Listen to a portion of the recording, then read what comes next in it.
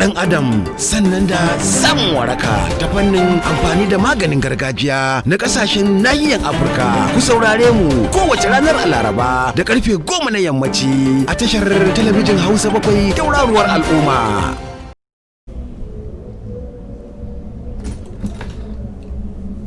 Madalla masu kallon sauran mu barkanmu da warhaka, barkanmu sake sa da kwari da wannan lokaci musamman a wannan shiri mai tarin albarka na dalilin Professor Mubarak wanda yau dai ba mu samu daman wato zuwa kan lokaci ba, kasance akwai waɗansu ayyuka da ake yi daidai wannan lokacin, sannan kuma an yi wani shiri na musamman akan waɗansu al'amura da kuka kalla kafin wannan shiri. To madalla muna fata cewa za ku gafarce mu ko domin mu zo a daidai lokacin da kuka saba kallon mu ba, kuma shi professor ya samu dan matsala ne kaɗan kafin ya shigo nan. Kun san duk mutumin da yake da mota kan to wata nan zai kan samu matsala a tsakaninsa da 'yan sanda ko kafin ya yi sonan da 'yan sanda suka dan catume shi a ƙasa, wato kafin ya hauro wannan gidan talabijin din a nan ne aka da ya samu da aka sasanta wannan rikici da yake faruwa tsakaninsa da 'yan sanda. Muna fata za ku gafarce mu ko. To madalla yau da insha Allah dandalin namu zai karkata ne gabaki daya a yanda ake wato ciwon da yake kawo mutane musamman ta bangaren shan taba sigari da kuma wanda suke ɗiban taba wiwi, yanda yake musu a kwakwalwansu da kuma yanda yake addabar lafiyarsu. Haka zalika musamman kamar wajen huhu da sauransu. Za ku ga cewar kamar mutane suna ganin wannan al'amari na shan taba sigari kamar wani wayewa ne, wanda yake kuma in aka duba yana cikin abin da yake kawo matsala ga lafiyar bil adama.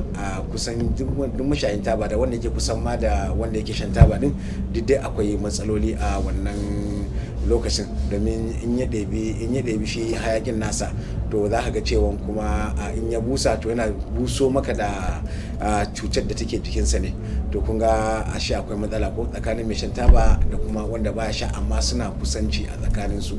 Haka zalika wanda yake ɗiban kuma ita kanta tabar wiwi, wanda za ka ga cewar rayuwarsa daban ce, kuma wani lokaci za ka ga yana wani abu wanda yake wuce gona da iri, har ma da suna haɗawa da ƙwayoyi waɗanda ake ganin cewar akwai matsala a waɗannan ƙwayoyin. To uwa uba ma yanzu gashi yadda muka koma kuma ana ganin matasanmu sun zo da wani sabon salo musamman wajen shan shishan nan. Kun ga shisha wani abu ne daban wanda shi ma ya fi ƙarfin mata ba sigarin. Kun ga yadda yake ɓata bakin mutane da haƙora da sauransu har ma da makogaro. Duk dai ana samun wani matsaloli. Insha Allah shi dai professor din zai magana da fila-fila a kai a daidai wannan lokaci, kuma cikin shi mai tarin albarka na nazarin professor. Assalamu alaikum professor, barka da zuwa. Na'am, wa alaikum salam wa rahmatullahi ta'ala wa barakatuhu. Barka Malam Muhammadu Awal, barka masu sauraron mu gabas da arewa kuma kudu da yamma. Yanda Malam Awal ya gabatar da sunan, wallahi akwai yan a caɓa nan bensikin kokarin da nake in zo samu lokaci a nan Hausa 7 don mu gabatar shi ne sha gabana inda na hankade shi, amma alhamdulillahi ba wani matsa. Shine muka sansanta da 'yan sanda, to shine kuka ga muka yi dan jinkiri a wannan dandalin mu na professor insha Allah. Amma yau nan da ikon Allah dai za ku gamsu da shirin yau nan don za mu ga illolin da taba da kuma waɗansu maye suke ja ma ɗan adam, musamman shan taba ko zuƙan taba ko kuma haɗiyan waɗansu ƙwayayyaki insha Allah. Da shan kuma da zuƙan taba wiwi ko? Su taban wiwi su shisha ko? Insha Allah. To professor, da yake za mu yi magana akan bangaren mu fara ta bangaren taba sigari. Za ka ga cewar waɗansu ganin kamar wayewa ne zukar wannan taba sigari. Za ka ga suna shan taba sigari din kuma wani yakan sha ma pakitin ta kamar biyu a rana. To professor, menene illa? Gaskiya Malam Muhammadu Awal, ka san illan taba, don akwai ɗansu ma idan an ce musu taban nan ba kyau a cikin 'yan uwanmu, zan ce Hausawa musamman, wani shi ce ina hadisin man da yake nuna taba ba kyau, ba kana ji ba ma to ina ko kuma alkur'ani. To abin da zai cutar da ɗan adam, don yayin da ake zuƙan taban nan a cikin hayakin nan akwai abin da ake kira da faransa nicotine. shi nicotine nan kamar wani mai ne, idan aka zuƙi taban nan a cikin hayaƙin nan akwai nicotine. To nicotine nan she ya je ya daskaru a huhun ɗan adam. Idan ya daskarun nan ya jima, wani sai shi ke kawo tarin fuka ko hujewan huhu. Kaga mutum mashayin taba ba shi da ƙarfi, baya numfashi yadda ya kamata. Idan ya dai ɗan tafiya shi kaga ya gaji. Kuma taba kuma da akwai abin da ake faɗa da Faransa, perturbation de plateau psychique de l'être humain. Don idan mutum na zuƙan shi taban nan ko yana haɗiyan waɗansu ƙwayoyi, to ƙwaƙwalwan ɗan adam yadda kasan fefe malam awal yake juya a dare da rana, 24/24 haka ne. To amma idan ana shan taban nan ko waɗansu ƙwayoyi, she gudun fefen ɗin she ya rabu, kamar yadda kasan irin fefen dan nan da ake na kaba ko na kaban nan a fefe na waƙan da ake kira garmaho. Dandalin Profesa Ubarazak kula da kiwon lafiya. Idan waƙan ɗin ya zo gajiya she ka ga waƙa ma ba fita, amma idan alluran nan na da kaifinsa a dan nan shi abin da ake kira shi garmahon nan za ka ga waƙa na fita, ma yayin da alluran nan ya soma tsotsiya shi ka ga waƙa ma ba. To haka ƙwaƙwalwan ɗan adam yayin da ake shan taba ko kuma waɗansu ƙwayayyaki ina ka perturbation du plateau psychique. Plateau psychique nan she ka ga mai shan taba she yayi tunani lokacin da yake shan taban nan, Malam Muhammadu Awal zai yi tunani 12, duka tunanin din na nan sosai. Zai ce maka zan yi kaza, zan gina kaza, zai ji a jikinsa sosai zai iya. To bayan ya sha taban nan ɗan lokaci kaɗan, wannan basiran sai shafe mishi a kai, sai shafu a kansa, sai dawo kuma gidan jiya. Sha taba kuma ka jiya waɗansu lissafi kuma malam ce kai gara fa in yi aure, wallahi tuna ma ga yanda zai zama kamili. Daga karfin taban nan ya ragu kuma shaida gidan jiya. wai taba sigari ko kuma wiwi Kowanne don ina perturbe plateau psychique. Ka san daga kashen nan ka zuƙan nan zai je ya daskaru a wajen numfashi kuma ya haura kwakwalwa. To shi ka gaisa masu shan wiwin nan, idan ya haura kwakwalwan nan kaifinsa a kwakwalwa shi rikitar da ɗan adam. Ka gan mutum dai ina ganin duniyan nan dai kaman da kiyashi ne, kana ji ai kaman da shi kaɗai ne ma a duniya. Zai duka ji a kansa waɗansu abubuwa ne dai, kana ji ai kaman da kasan ya za faɗa, kaman dai waɗansu ƙwari ne suke yawo masa a kai. To shi abin kuma ya zo ya daskare jinin da yake zuwa zuciya. Yanzu shi fitar masa da duk tsoro, ya ba shi rashin kunya, ya kasance shi kaɗai ne. To kaga a lokacin nan idan yana shan nan shi ka ga yanzu kwakwalwansa ya kamu da wannan, ba zai gaba ba, ba zai baya ba, zai kai dai baya har ya kasance wani sa'i ma abin da zai ci ma da kyar Malam Muhammadu Awal. To amma Profesa akwai waɗansu mashayan zaka ga idan suka haifi yaya ma za ga yayan suna nan yan garara shine ai don ina shiga jiki, wato yana iya affecte sosai sosai, ina raba sosai. Don yayin da kake shan nicotine, shi taban nan nicotine ne da ya je huhu, ka gane ai zai shiga maka abin da ake kira fuwa. Shi ka gaisa ake ce kamar su cutan hepatitis. Ka gane ai shi ma yana zuwa ga masu shan taba, shan giya. Kaga duk anan jini kuma yake wajen matacin jini ne. To kaga idan ma aka haifi ɗa za ka ga zai ɗauki wannan shan, za ka ga zai tashi shi ma ina shan taba ko kuma giyan. Alal misali idan ka ga iyayen da suka tashi suna shan taba tun asali zaka ga 'ya'yansu dai wanda Allah ya shiryar kasan dai bayan da Allah bai ga dan adam dai wanda Allah ya shirya amma aka tashi za su shiga shan wannan taban ko kuma giyan ma. To yanzu ya za a yi kenan a fita daga wannan matsala na fita ga wannan matsalan din ko mun shawara zaka ba masu sha don akwai wanda suke cewa wai abin jaraba ne abin gashi nan ba maganin sa ko kuma sai an samu wani magani. Akwai komen da ka gani Malam Muhammadu Awal akwai magani. Ka san dai duk dai abubuwan da ka ga taba giya da duk sauran akwai abin da ake kira da faransa sevrage du tabac.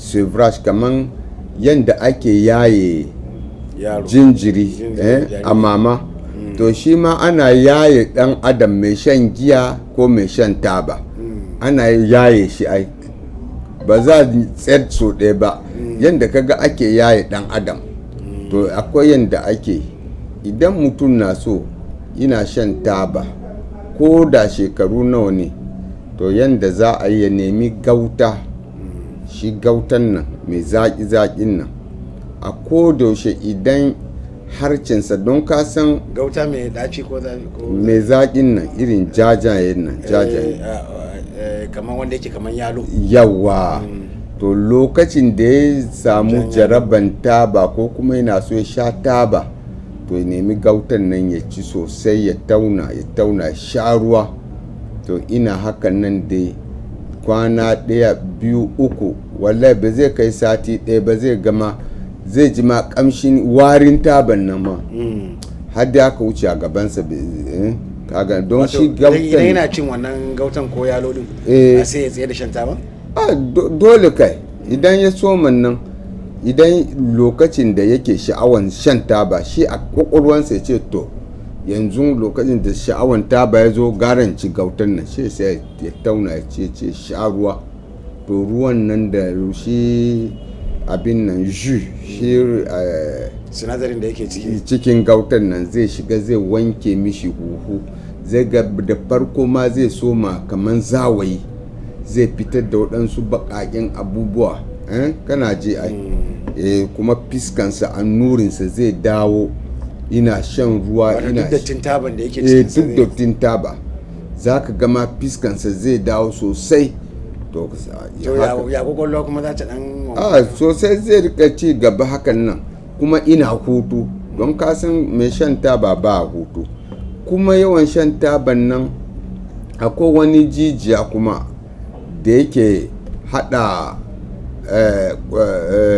kwakwalwa da kunne kana je ai shi ma wannan jijiyan idan ya tabu shi je rufe ya toshe maka kunne kana je ai don hayakin din kaga daga ka zuƙan nan wani shi ka ga ma fitar da hayakin din ta hanci ka gane ai ta hancin nan ina haura kwakwalwa a system nerveux a jijiyoyin shi nerve din na kwakwalwa na kai to kaga ya isa wannan wajen kuma wani sa'i mutu kan rasa ma ji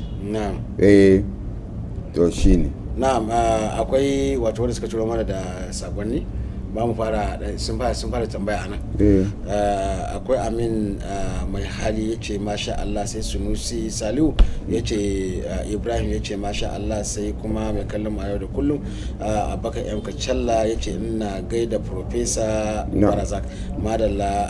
Abdullahi Dibrilla yace Muhammad yace Allah ya sa mu dace madalla. Sai kuma Ganama Ismail daga Zincan jihar Taraban tarayyar Najeriya yace assalamu alaikum Professor da babban yaya Muhammad Awal, Allah subhanahu wata'ala ya taimaka muku. Ni ne wadda kace in jika namijin goro ya kwana biyu saboda ciwon idanuna, to alhamdulillah ina nan ina ta yi.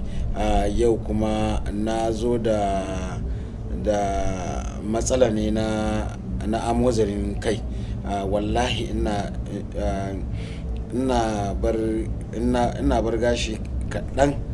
bar gashi kaɗan a kaina sai kaikayi ya matsa min.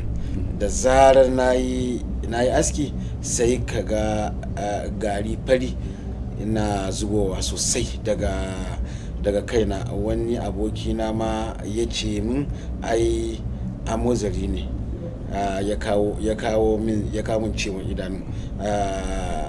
Albishe Profesa, jaririn Hausa bakwai na yake so ce ya samu lafiya, yana nan yana bude idanunsa yanzu. Sai dai muna mura ne yake damunsa. Kaga wannan jaririn da ya yi magana da aka bashi ya ce ya fara bude idanu, alhamdulillah. to madalla. Shi kuma ya ce maganan goro na yana ci gaba da yi na idanu, yanzu kuma sai dai matsalar amodarin. Gaskiya amodarin nan yakan kawo matsaloli ma na idanuwa. To yanzu abin da za a yi da akwai shi, za a nemi abin nan kaga suna shi alam. Alam bayan kayi askin nan shi a nemi alam waɗanda wanzamai wansa idan sun yi askin nan zaka ga ana goga mutum aka. To wannan shi ma an nika shi sosai, ka nikan nan a hada da gishiri. To bayan ka askin nan ka shirbe kanka da shi, ka zauna a rana kamar minti 5 dai. Insha Allahu bayan ka haka a nemi man kaɗanya ko kuma man abin nan ko kuma man kwakwan nan wanda muke kira a nan man kwakwan dai, man alayyadi a shafe a kan ɗin. Insha Allah kana hakan nan dai amodarin zai kare. Kaman kwanakin zai ya yi ta dai kamar dai sati 2 zuwa 3. Ko kuma a nemi kanumfari a niƙa shi sosai, a nemi kuma abin nan man zaitun a hada da shi, da kuma abin nan habbatu sauda, man habbatu sauda a hada. To a kodayaushe dai mutum na shan nan zai warkar da sha'anin amodari da waɗansu dai cututtuka a jikin biladam, insha Allah. To madalla, da fatan ganama Ismaila daga can jihar Taraban tare Najeriya ya ji, kuma muna farin ciki da yadda kace wannan jariri ya fara samun sauki, ya kuma fara samun jaririn Hausa bakwai. To madalla, Allah ya saka da alkhairi. Sai kuma Aliyu Shu'aibu Kofa yace barkanku da warhaka. Haka zalika Iliyasu Haruna Maraku yace muna tare da ku kai tsaye Hausa bakwai tauraruwa al'umma. Madalla, mun gode. Ko Ibrahim Ata a can Birtaniya ya ce salam Profesa. Sai kuma Ahmad Babangida Badamasi ya ce assalamu alaikum Hausa bakwai, ina muku fatan alkhairi. Mai sauraron ku a kullum daga Ahmad Badamasi Dandume local gama a can Katsina Dabon a can Katsina tarayyar Najeriya. Sai kuma Sanusi Salihu Ibrahim ya ce ya Allah ya ƙara lafiya da fasaha da nisan kwana, amin. Wallahi ina jin daɗin wannan shirin, dan Allah ni dai wallahi ulsa ne ke damuna, dan Allah ina neman taimako. Alhamdulillahi, maganin ulcer nan mun yi ta ba da bayani a nan.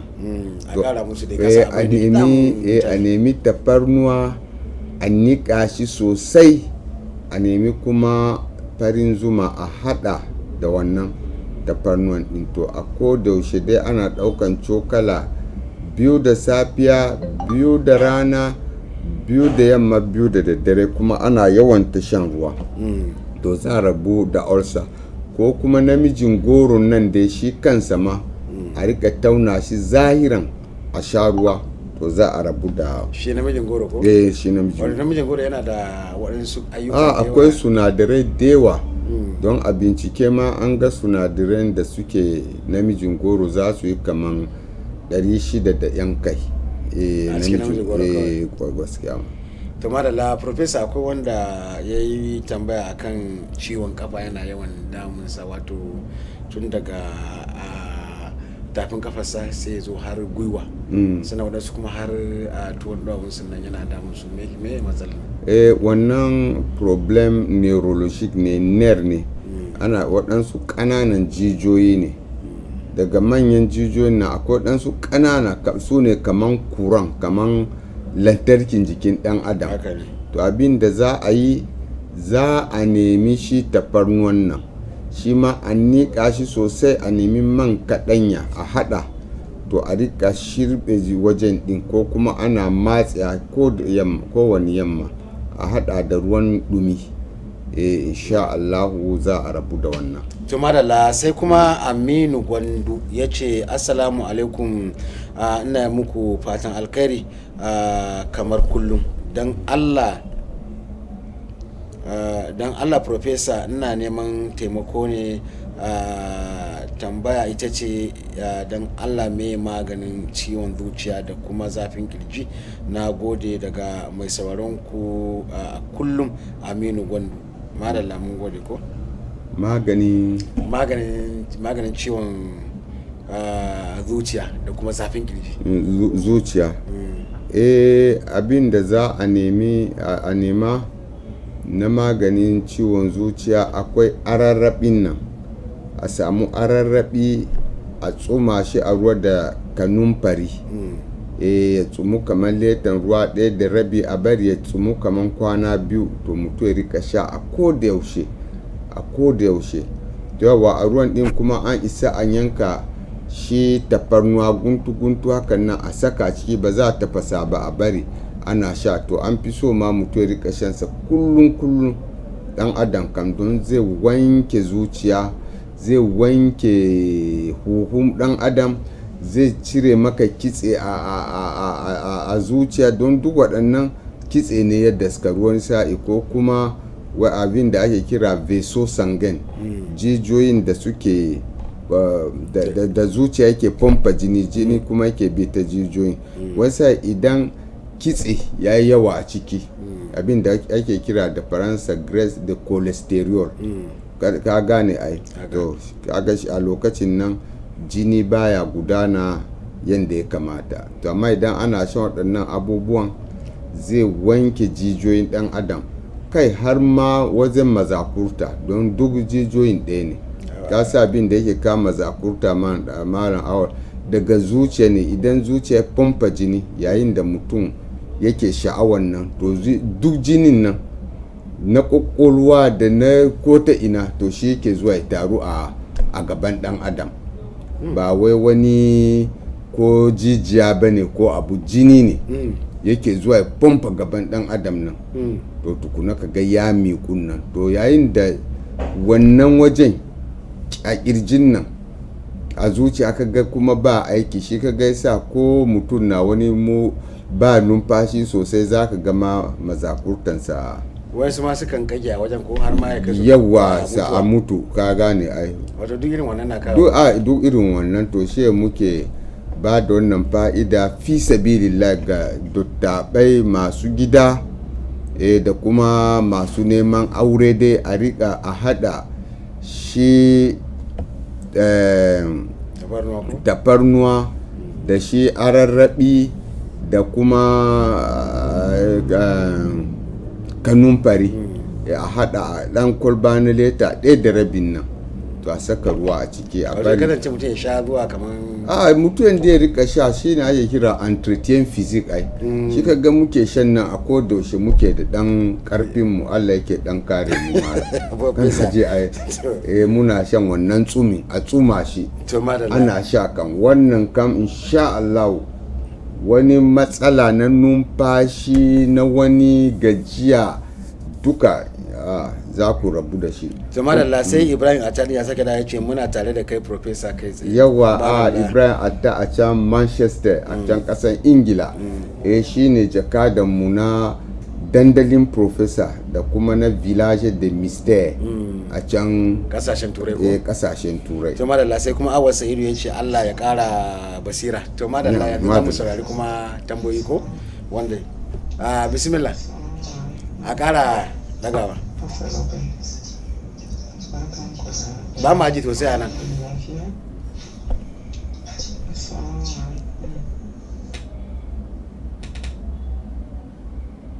Ya mana shaban lafiya kuwa.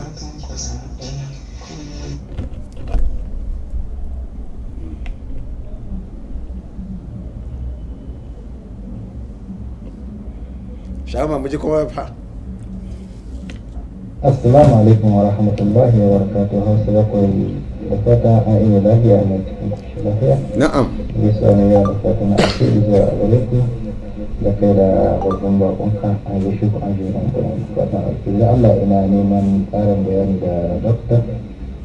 To mu dai ba na shan taba kuma ba ma shan wasu ƙwaya ko wasu 'yan hadis. Abin gaskiya fi sabilillahi gajiya malami ta yi mana yawa ko in ce ta yi min yawa da jiki kuma musamman dai ni ban san abin da ke sawa ba don na'am za mu iya ba shi amsa ko malawa Ya za ya akwai To. zai sake magana.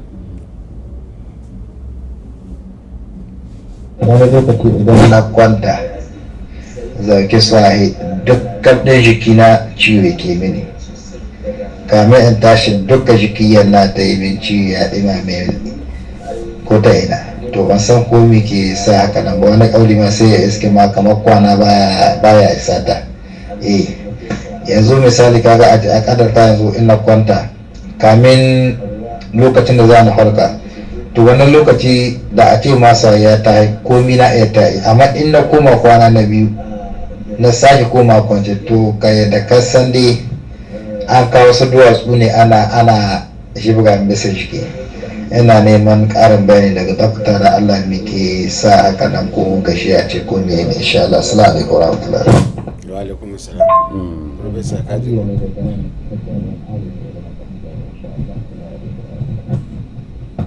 To kaji matsalarsa. to dan uwa gaskiya wannan matsalan yakan faru ta fanni biyu yanda yake kace baka shan taba to amma ka gani idan kana shan waɗansu ƙwayayyaki Yace duk baya sha. idan baka shan waɗannan to abin nan ne ya yi maka yawa a jiki kitse ina da matsaloli na kitse to kitse ya daskaru kasan kitse daskarun nan a jiki ko kuma a zuciya ko kuma a jijiyoyi to mutum zai rika numfashi sama-sama kuma zai gaji shi ake kira da faransa insuffisance cardiac to zuciyansa baya aikin da ya kamata kuma daga ya kwantan nan dai to she ya ji jikinsa ya yi nauyi to wannan ma zai zo da matsala na ulcer abin da muke kira stomach zai zo da wannan don koma ya ci abinci zaka ga jikinsa zai nauyi daga ya kwanta dai tashi da wuya to abin da za mu baku kaman fa'ida ɗaya a nemi abin da muke kira abin da ake kira da hausa abin nan tafashiya aka nemi tafashiyan nan a nemi kuma lemun tsami yawa kamar guda 5 a yanyanka shi guntu a saka a cikin ruwa kamar leta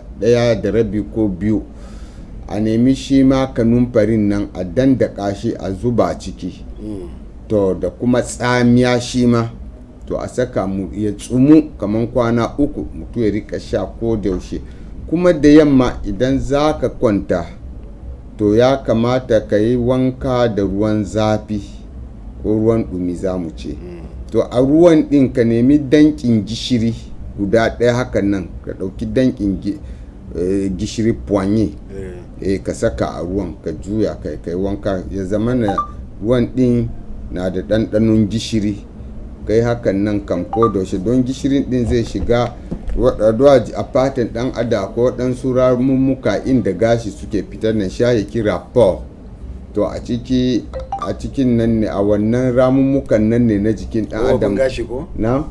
gashi. yawa to kaga a nan jikin ɗan adam yake numfashi shi ma don kaga shi sa kai wani tafiya ma za ka ga jikinka duk ya jiya da gumi to wani sa mutane kitse yakan rufe waɗannan ramummuka sai duk ya bubuɗe yawa to amma idan ana wanka da shi ruwan gishirin nan to ko ruwan teku malaman hikima sun nuna cewa ma ruwan teku ya fi fa'ida don gishirin din na da asali to a dumama shi a rika wanka to insha Allahu wani kasala wani abubuwa ka san wannan mun jarraba da yan mu lokacin da suke wasan kwallo sosai da abin nan ake jin Kamaru kaga fa'idan muke ba ma yan bol malam Muhammadu Awal ka gane ai sai wanka da ruwan tekun nan da duminsa to za ka ga mutum zai tashi da kuzari da safiya insha Allah. To malala na gaba kuma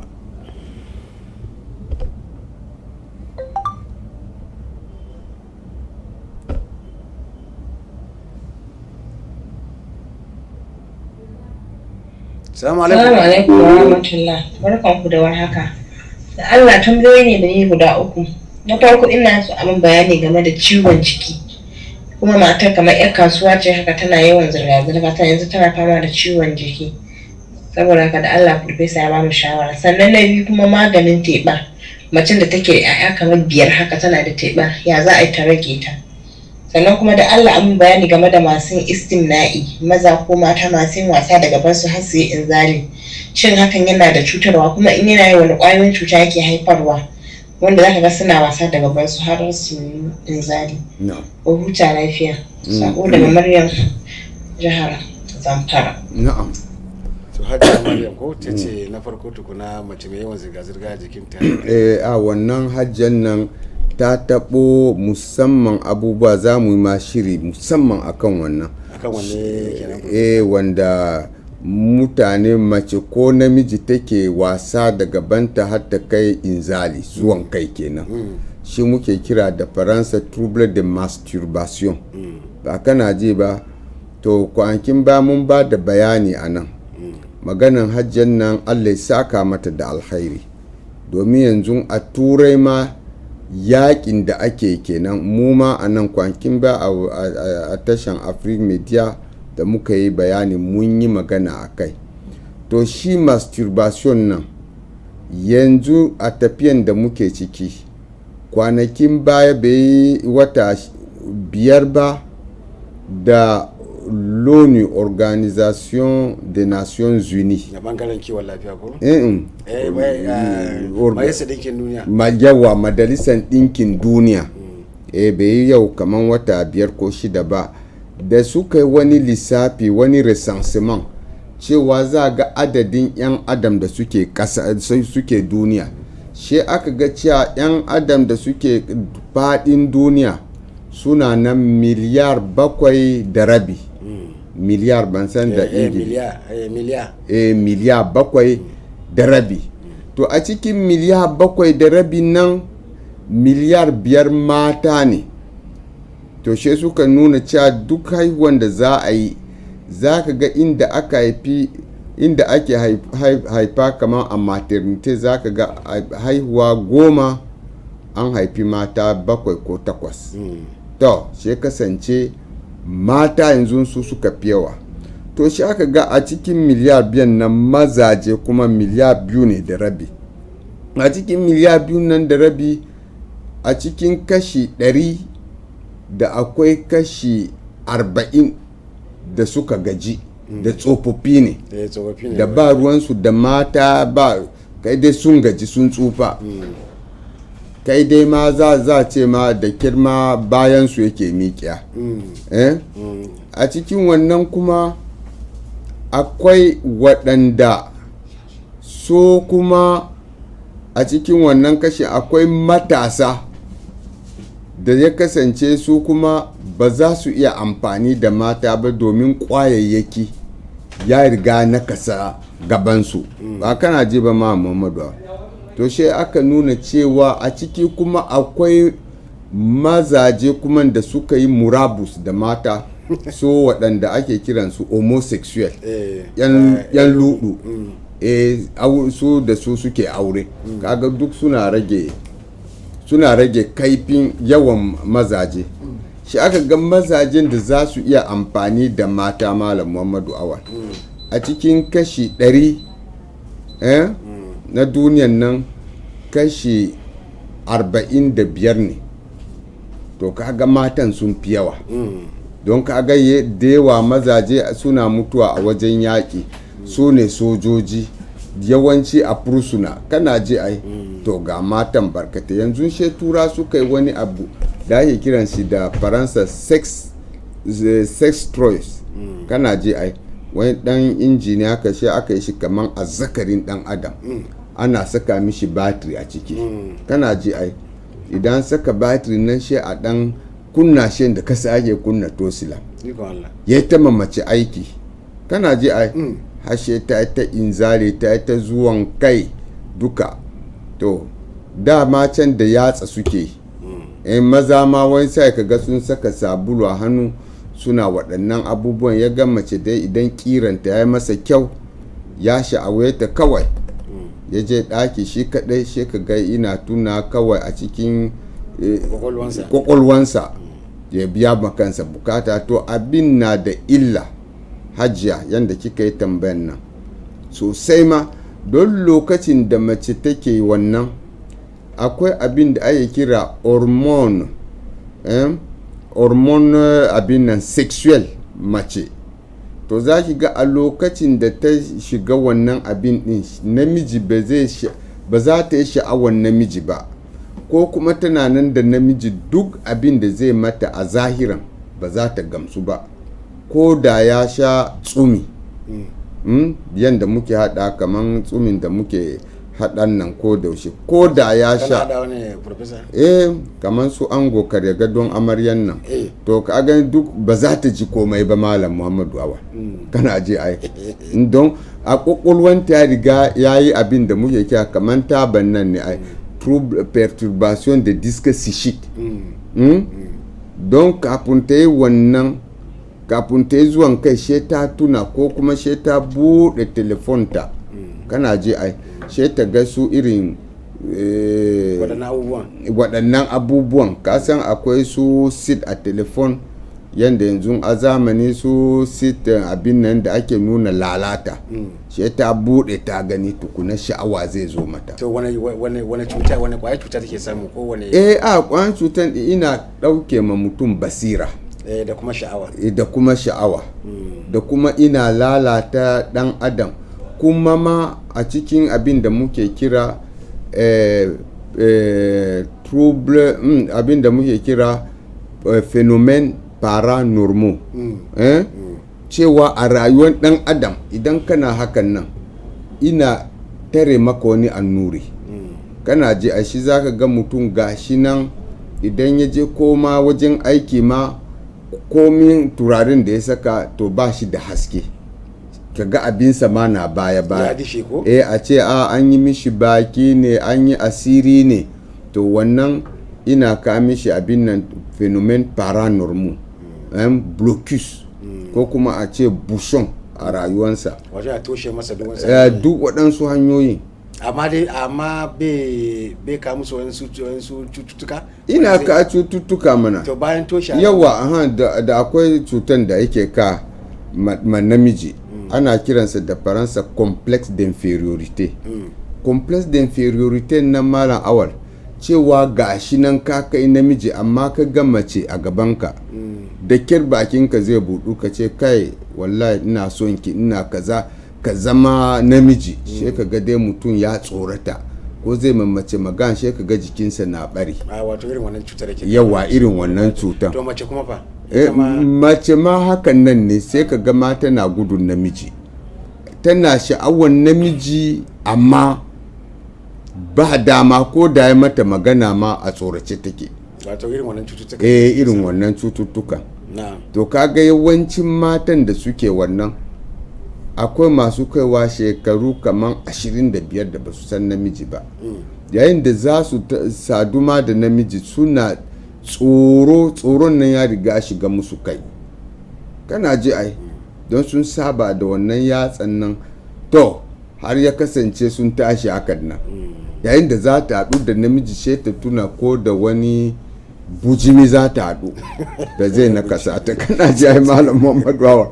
to kaga wannan duk matsaloli ne to Allah sauka shine ma to hajjan ta yi tambaya kan teba hajjiyar teɓan nan ina nan iri wato wanda ta haihu da yawa za ga wani fata suka dan haihu sai ga akwai cikinsu ya zazzago akwai sangra akwai waɗanda yake nan a jikinsu halitta ne wannan jininsu ne hakan nan sangra to akwai waɗanda idan sun haihu nan shi muke faɗa cewa teɓan rashin kunya don mutum ya zauna ya yi ta cin abubuwa barkate a kowane lokaci ba kana ji ba mama kuma kina gani kina teɓa sai ta ce a'a wannan tana jin daɗi ne alhali kuma a wahala take alhali kuma kitse ne ke ta daskaruwa a jininta to ya kai wani lokaci sai ka ga yar yarinya karama ta tsofe sha ya kira da faransa vieillesse prématurée to ka gane to shine wannan professor abin kamar na ga magana ta yi kasan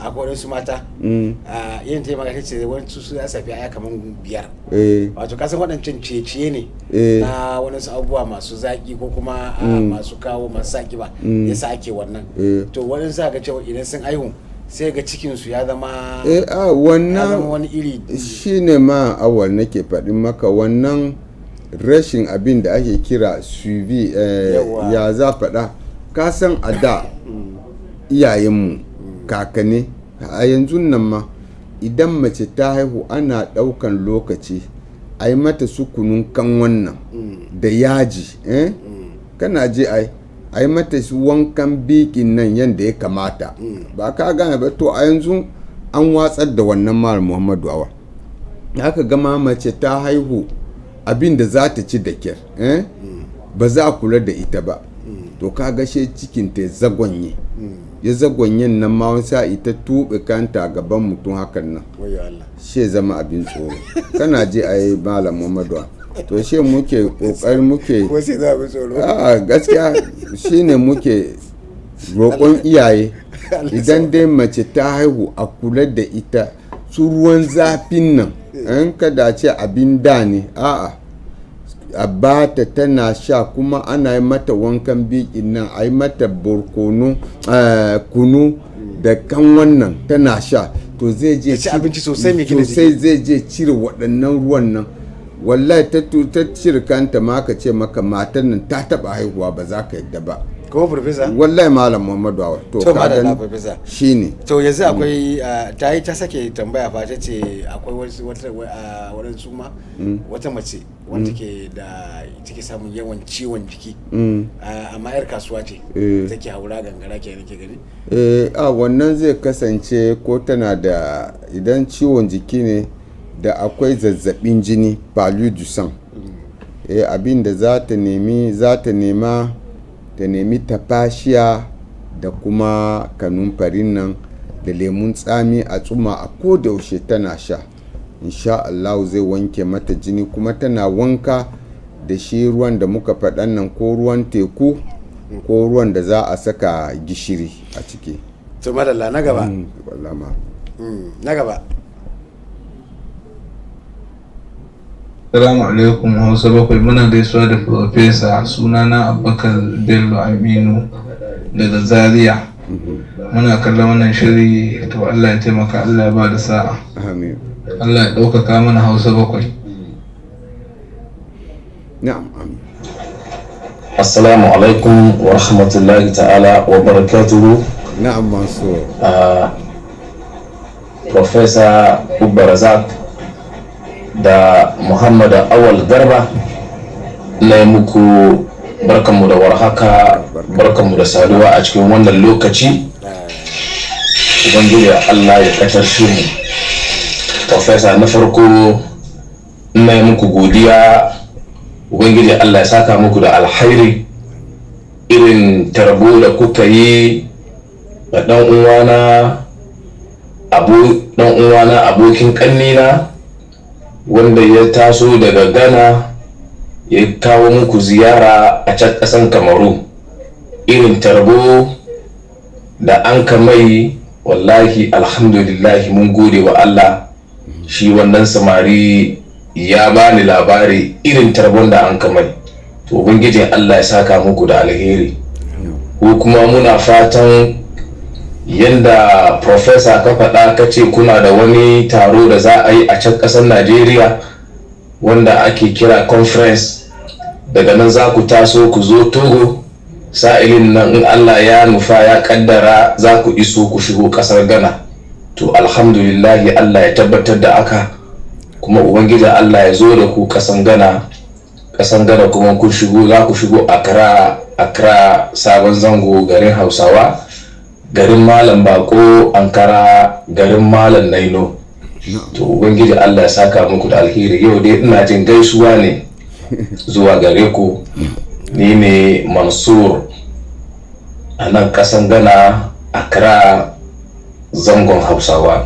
Assalamu alaikum wa rahmatullahi ta'ala wa barakatuh.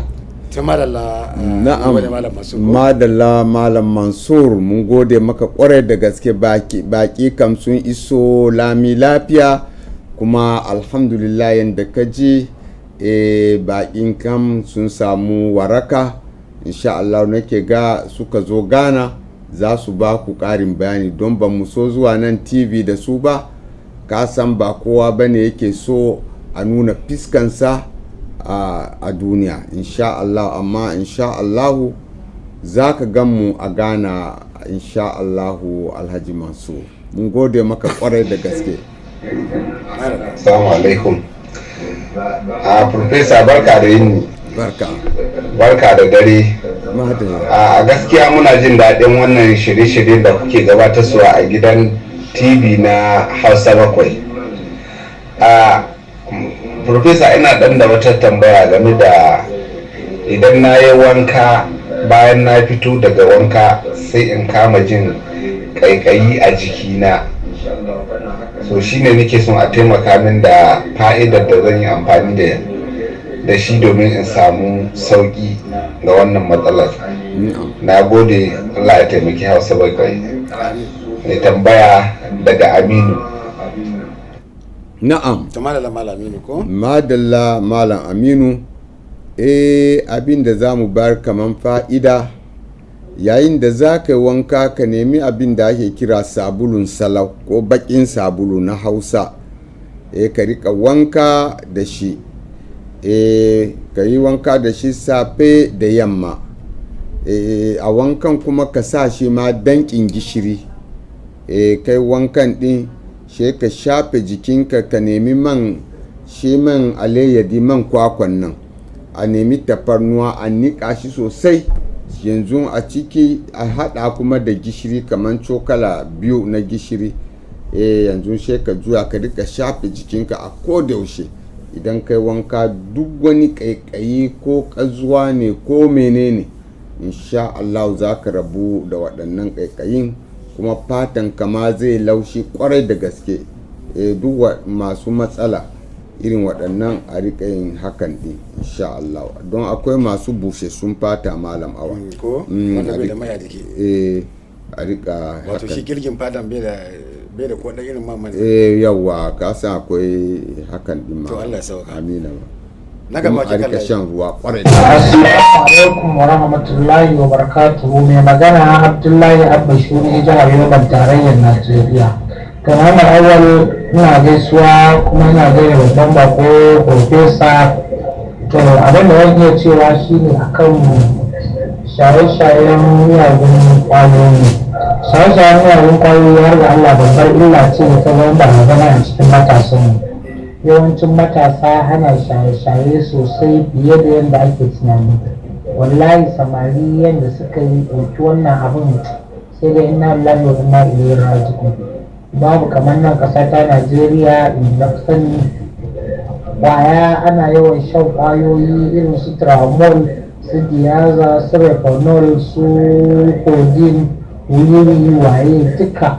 Wallahi babu abu ɗaya da take amfanarwa sai dai ta haukatar da kai, ta sa ka fita daga hayyacinka kai abin da bai kamata ka yi ba, kuma kana buƙatar shan ta ba ka da kuɗi ko sata za ka kawo don ka ga kashi sai wannan abin kasha.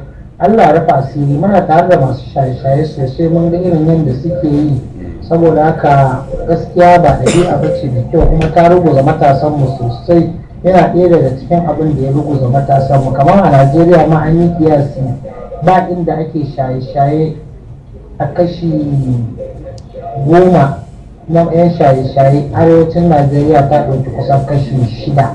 Kaga ai wannan abun ba abu bane na alfahari a ce arewacin Najeriya a kashi 10 na 'yan shaye-shaye a Najeriya ta ɗauki kusan kashi 6. Gaskiya Allah zai rufa asiri.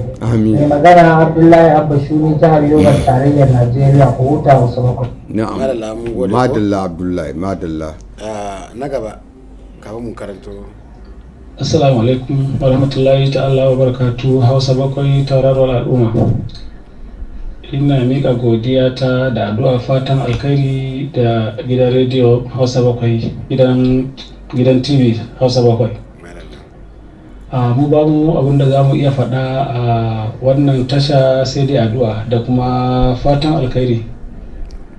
Ina addu'a da shugaban gidan rediyo, gidan talabijin da kuma ma'aikata irin su Muhammad Awal, bayan farfesa muna ma addu'a da fatan alkhairi da addu'ar kariya, saboda irin fa'idan da muke samu a gidan wannan TV ba zai misaltu ba. Muna ilmantuwa, muna karuwa, kai tamkar ka jona jami'a ana koyar da kai, kasan kana karuwa, to ina ganin kamar ma yafi haka. Ina muku addu'a, ina fata alkhairi. Sannan kuma ga dai kokon barata, ina mika kokon barata ga farfeso ga matsalata a dan min bayani. Na san dai ba za a rasa kwanakin baya dan faɗa ko wani abu ba, amma dai yanzu haka ina zaune a gaban talabijin ina saurara. In Allah ya sa farfesa ya ji, matsala sa ita ce na karancin sha'awa. Na da matsala na rashin sha'awa wallahi sosai. Wadda haka idan na farfesa ya ji sai min ƙari bayani, don yanzu haka ina zaune ina saurara. Ni ne naku Muhammad S. Adamu daga Fortiskum, jihar Yobe. Assalamu alaikum. Wa alaikum salam. Na'am, mun gode Muhammad Adamu. Insha Allah ga fa'idan da zan baka, kuma tare ga duk masu matsaloli na rashin sha'awa da kuma gamsar da iyali. Abin da za a yi da farko, insha Allah a nemi, da akwai jijiyan da muke kira iblis a nan, to amma idan ba ku samu wannan jijiyan iblis nan ba, a samu abin nan shi akwai shi wani jijiya hakan nan ana kiransa dan madina, ban san ko kun sani. Dan madina ina da zaki hakan nan, ina da zaki kwarai da gaske, ana sarwa. Kuka tambaya dai dan madina, ma masu sayar da magunguna, ma masu sayar da itatuwan nan sun san dan madina, to yana da zaki. Yanzu shi a neme shi, a yanka shi guntu kamar jijiyoyi suke, don shi a tsuma a ruwa, a nemi yanzu zuma a ƙara a kai, ɗan zuma daidai, to a rika sha kaɗan kaje kamar kwana 2-3 an gama leta ɗaya, a kuma yi dai haka na ɗauki dai sati 2-3. To amma yayin da ake sha za a tsayar da jima'i na kamar sati 2, kana shan wannan kana huta, kuma to zai ƙara maka sha'awa, kuma zai ƙara maka ƙwayoyin da suke nan a cikin maniyi. To bayan ka yi wannan, sai zo a nemi kuma farin albasa a niƙa, a tace ruwan, a hada da farin zuma da kuma namijin goro shi man da za niƙa, da kuma kanumfari. Ka rika shan ka rika ɗauka wannan cokala 2 da safiya, 2 da yamma, 2 da daddare. Insha Allah a yi haka dai sati 2 zuwa 3, amma a tsayar da jima'i. Wato yanzu zai kama sati 5 kenan. Duka dai duk hanyar su ɗaya. Wato duk lokaci guda. Duk lokaci. Ya sha wancan ya yi wannan. Yawwa. Ya dauki dai sati 3 na abstinence. Yanzu zai je ya tada kwayoyin nan malam. Zai bashi kuma abin nan karfin mani.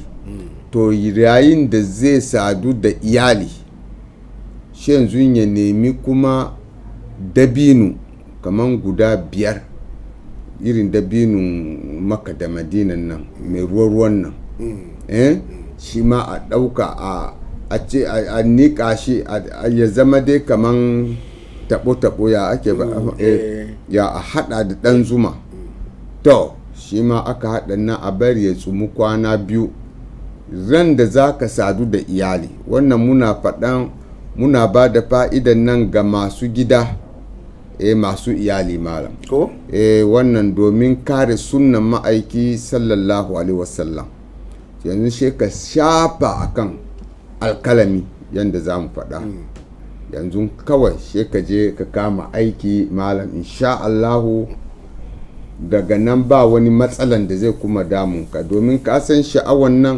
yayin da ka gamsar da uwar gida har da kuka haɗa fiska da ita she ka ga dai jikinka ya zabura kana so haka ne ma kaman injin ne ai ko kaman kuran karfin nan ne to amma idan ka je kuma ka shagala kuma abin bai kyau ba ma ka ga uwar gida she ka ga kana neman buya ba kana ji ba amma kai hakan nan ita ma ta ji a jiki ka ji a jiki kuka haɗa ido za ta yi kwaɗayin kai ma kwaɗayin zai zo maka mala to madalla akwai wani tambayi a da Allah bana mika wa shi professor akwai Aminu Gwandu ya ce assalamu alaikum malam na sake dawowa don Allah me ke kawo ciwon baya da kuma maganinsa daga Aminu Gwandu.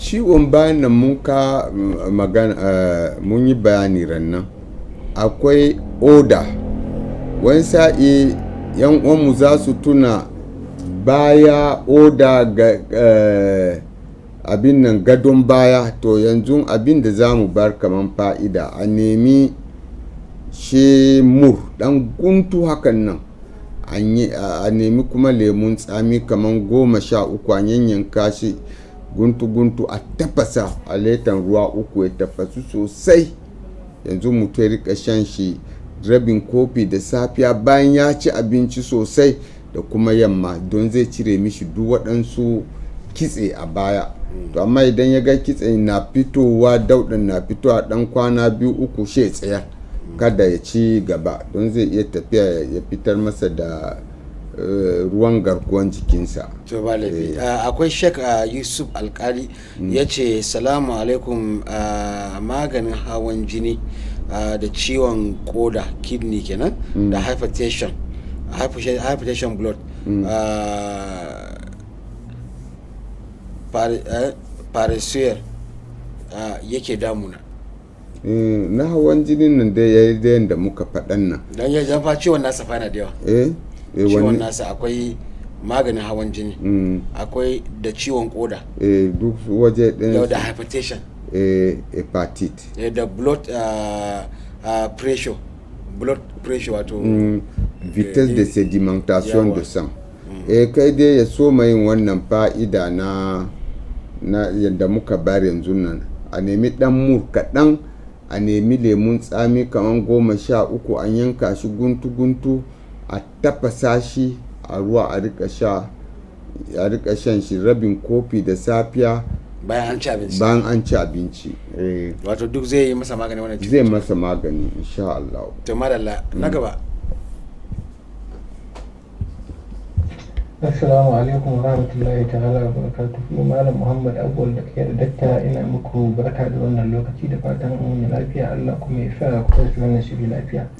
Na ji bayanin dakta akan maganin amodari na ka wato dandruff da Allah ina so man karin bayani akan abubuwan da ya kamata na yi. Na ji ya faɗi wani abu cewa alam to ni a Najeriya ban sani ba ko yana nufin abin da ake kira da alif wato wanda ake tsaftace ruwa da shi to shi ne muke so ya ƙara yin bayani da hankali da taku akwai yan bambance sannan kuma akan bayani na biyu da wanda ake haɗa karamfari da habbatu sauda ya ce ko da man zaitun ne to shi ma ina son ƙarin bayani da Allah ya faɗi yin bayani ma da hali mai magana Zaharaddin Iyar Dalla daga jihar Kaduna Najeriya ku tashi lafiya. Na'am madalla shi Zaharaddin shi abin da muke nufi da alam nan shi ne wani sai akan saka a tsaftace ruwa wansa za ka gama wanzamai idan an yi aski shi suke shafa ake goga mutum aka ya yi kama da kanwa kaɗan to amma ba kanwa kamar dutse ne haka fari to shi ne alam to shi ne idan an yi askin nan shi a shafe kai da shi insha Allah a hada da gishiri da gishiri insha Allah amodarin nan za a rabu da shi kuma a nemi shi abin habbatu sauda da kanumfari da kuma zuma a hada mutum na dauka ko da yaushe dai wannan zai warkar da shi zai samu warka ko insha Allah. To zarar jin da fasan cewa ka ji amsar ka a na gaba wace kan layi. Assalamu alaikum Hausa bakwai, barkanmu da dare. Alawar ya aiki. Ina yi wa bakonmu sanda zuwa Profesa. Madalla. Ina mai sanda zuwa kuma muna godiya sosai akan yadda yake wayar mana da kai ke taimakon mu da magunguna masu amfani a gargajiyance. To Allah ya kara mishi lafiya, Allah ya kara masa sani. Ubangiji Allah ya kai mana shi gida lafiya. Amin. Mun gode ko? Madalla mun gode. Madalla. Sunana Muhammad Abdulrazak, ina magana ne daga nan Gashiwa a jihar Yobe, Najeriya. Allah Profesa, ina tambaya ne akan abin da yake kawo yawan gumi a hammata wanda da bana yi yana damuna sosai. Dan Allah Profesa a taimake da Allah da wani abin da zan yi amfani da shi wajen sauƙin wannan abin. Kuma bayan nan kuma matata tana complain akan zubewan gashi kamar sanko kenan. Da Allah idan akwai da za a yi da Allah shi ma taimaka mana mu ga da Allah mu samu wa kan wannan abun. To mun gode ubangiji Allah ya ƙara sani, Allah ya kare mana kai Profesa. Assalamu alaikum. Sunana Muhammad. Amina Muhammad. Malam Alhaji Muhammad, gaskiya na shi abin nan gumin hammatan nan abin da za a yi a aske shi hammatan nan. To akwai abin da ake haɗawa, za ka nemi ƙwan kazan gida. Bayan an nemi ƙwan kazan gidan nan da akwai abin da muke kiransa shi ƙasan nan kawolen. Farar ƙasa. Farar ƙasa. Wanda mata suke cin. Shi a haɗa shi da shi jon shi rawayan ƙwan nan. Shi a haɗa shi zama kamar taɓo, a nemi gishiri yanzu a saka kuma a ciki yanzu shi a nemi man shanu a haɗa da wannan a koda yaushe bayan ka yi aske hammatan nan to shi ka rika shafewa a wajen nan a koda yaushe kana shafewa kuma kana shan ruwan nan za a nemi tafarnuwa da dama a yanka shi guntu-guntu ya kasance kana sha yanzu shi zai bude maka waɗannan ramummuka na jikinka don zai zamana kana da problem for respiration a fatan jikinka to shine wannan din shi ya rasa inda zai fita shi yanzu ina fito maka ta hamata da dama ba kana ji ba malamin Muhammadu to an fi so mutum dai bayan ka ci abinci zufa zai fito maka a jiki to zai zamana shi wanda ya kira mun nan baya yawan zufa to shine shi daskaru yanzu shi fito ta hamata ya yi dan movement dai to ta nan ne jikinsa yake numfashi to idan kai wannan kuma kana wanka da ruwan zafi ka sa gishiri a ciki to za ka ji waraka to na shi sankon nan kuma wallahi a binciken da nake ban samu fa'ida ba amma na cikin bincike ran da dai muka samu fa'idan tsayar da sanko dai za mu sanar muku amma maganin da za a yi yanzu kai dai ina fitowar nan dai ka yi ta aski kawai ba wani abin da za a yanzu na gaba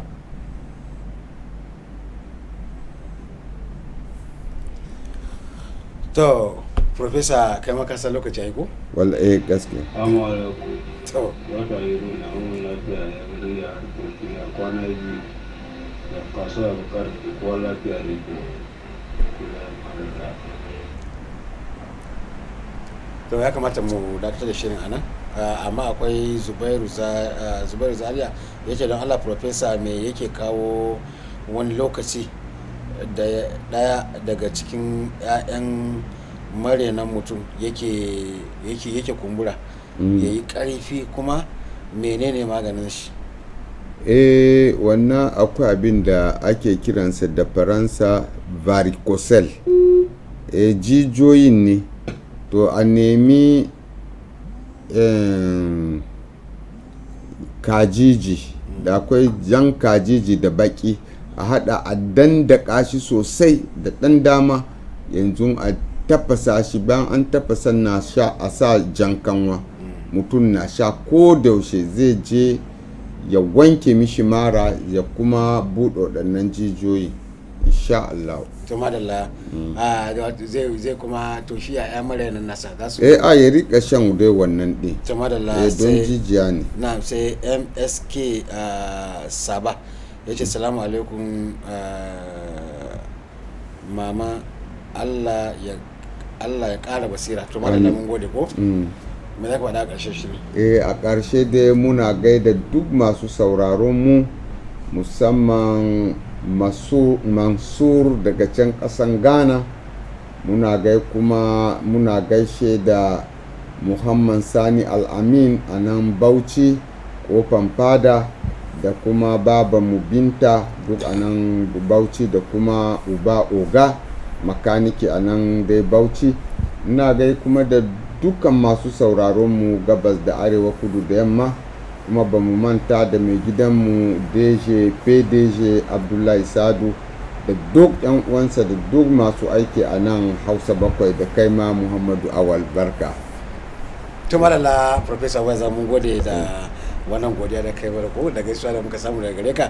Allah ya saka alkhairi. Wanda suke kallon mu kai tsaye, muna fata cewa za ku tafi kallon wannan shiri mai tare albarka da ni Professor Ubarazak, kuma muna muku godiya musamman wajen tambayoyi da kuke yi da kuma duk irin abin da kuka samu na waraka kuna faɗa mana kai tsaye. To madalla, Allah ya saka alkhairi, kuma muna muku godiya ga injiniyan wannan shiri shine Shaban, da kuma shi Oga kwata-kwata ko na sai yana kallon mu kai tsaye, Abdullahi Sa'adu. Madalla, Allah ya saka alkhairi.